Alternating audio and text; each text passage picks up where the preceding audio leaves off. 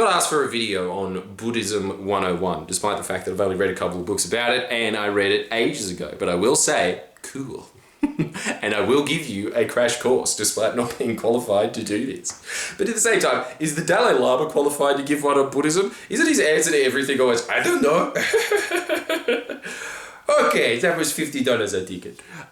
So, here's what I know about Buddhism that I think is very, very psychedelic about it, which is the first thing is that really it seems that the main goal of Buddhism is to engineer reverse psychopaths. Whatever a psychopath is, the exact opposite of that is a true Buddhist, I think anyway.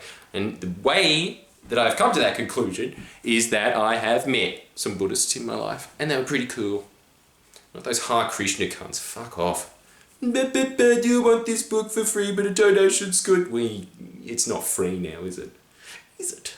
I know you little fucking game, you bald cunts. But you can't even afford a phone to watch this. Life doesn't seem to like Buddhists that much, do they? No, it does actually, because out of all of the religions, even though people are, it's a philosophy, but out of all the religions that they do the census survey on in the US, they're at the top. Higher than atheists, higher than Christians, they earn the most. And it's because it trains you to see life like this. Calms you. It's all just about having this very even-keeled approach to life of, if I am happy now, know that I will one day be sad. And if I am sad, know that I am one day happy. So what's the point of these emotions in the first place? Wow. It just wants you to be a flat line in one of those 80s, doctor, he's dead. That's what it just wants you to be dead in advance. But when I say that they're reverse engineering people to be psychopaths, a common thing that you're taught, and also I know this because I've met people from Bhutan, and the thing is, when you meet Bhutanese people, they really light up in your mind. Truly God's people. They are definitely the best people on earth. Without question. I'm sick of all this shit of people always just being like, yeah, Brazilians, why? Why? Because they're the bad at this. They're the shittest housemates on earth, I know for a fact. Maybe British people. But they're up there. And there's Bhutanese people though, on the other hand. I would gladly live in one of those dilapidated inner city apartments where 12 of them are just stacked on top of each other in bunk beds. I'd take that now, if I could. So they learn things when they're growing up, and it's the same people from kids in Tibet as well.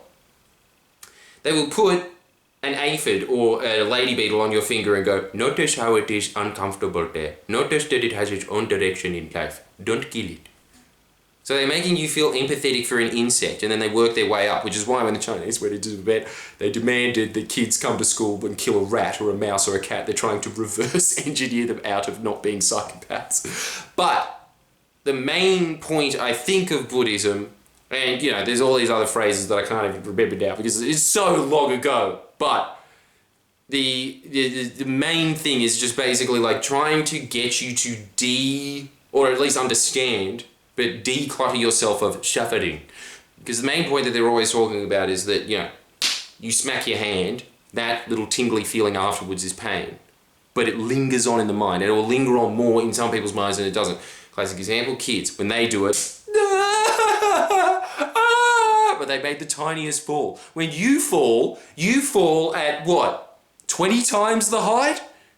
It's gonna hurt way more. But the little 2-year-old goes on about it for maybe 10 minutes, looking for all this empathy. That's what they're doing when they're trying to suck out the suffering. They're always using the point as well that in third world countries, and you can just feel it. When I was in Pakistan, the first thing that came to my mind was, wow, it doesn't matter if I live or die. It just doesn't. Everybody seems to have that attitude of life there. Meh, I'm dead, so what? But in the West, it's a scary concept, and any suffering at all, because we have healthcare systems that are properly functioning and things like that, just, you know, oh my God, he's got a slight headache, just inject his skull with morphine. Doesn't happen over in the West, so the only way that they can medicinalize themselves is just sitting there and being like, okay, so I'm experiencing the pain. Does it suck? Only in my mind it sucks. That's the main take home from Buddhism. It is about removing suffering out of your life. What did I remember from it? Not much. But I do remember this.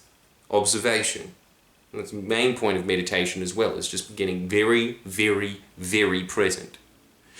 There was a really good example that Wayne Dyer was talking about where he went on safari and he saw this zebra that a lion had obviously taken a chunk out of its leg.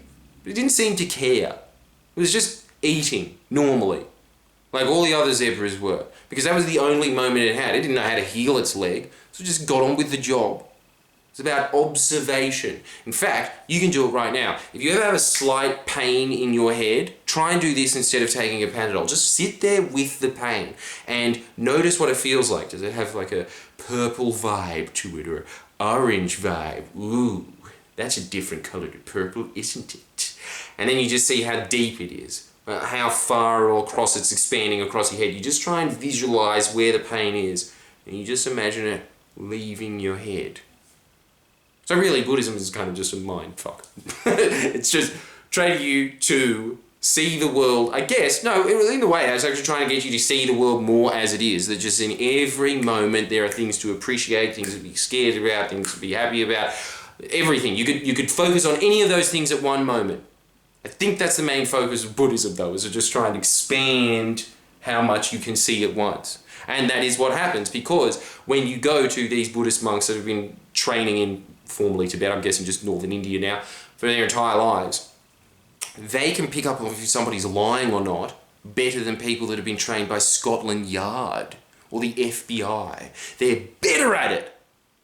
And it's because they are more present, they are more engaged. And also, they really have that Ned Flanders thing of, I find your odor offensive. Oh, okay, I guess I'll wear deodorant. Thanks for the nose news, neighbor. It takes a lot to piss them off. And when they are pissed off, they easily settle back into just being like, again. They have a very cosmic perspective of life. I can't remember the main book that I was reading this out of, because like I've read a bunch of Dalai Lama books and I was just like, meh, boring. You meditate too much, nerd.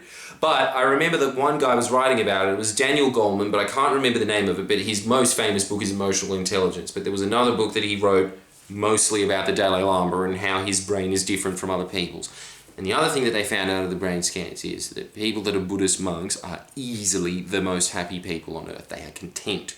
Because that's the thing that Buddhism kind of constantly trains. It doesn't want you to be excited all the time. It doesn't want you to despair. It just wants you to just have that content your entire life. And that is really what you're looking for. That's what they figured out thousands of years ago, that the mind just wants peace and how best get to peace. I've given you a lot of tools on this. Obviously you should be meditating, and I think you should be meditating more than even I meditate, because I meditate once a day, sometimes twice a day. I'm going to start moving to 2 times. You watch me. I could just say it. Yeah, okay, I meditate 2 times a day. You can't disprove it. That's what I remember about Buddhism. That is my Buddhism 101. It is teaching you to be an anti-sociopath, and if you want to read a book on it, read the Daniel Goleman one, whatever it was called. See ya. Thank you for this. I hope that was enlightening for you, but yeah, it's probably as enlightening as listening to the Dalai Lama. He'd probably say the same stuff. I don't know what Buddhism is. Well, who knows? He does. He fucking knows. Alright, like the video. Give me more questions. I wish you inner peace. Oh, how relevant.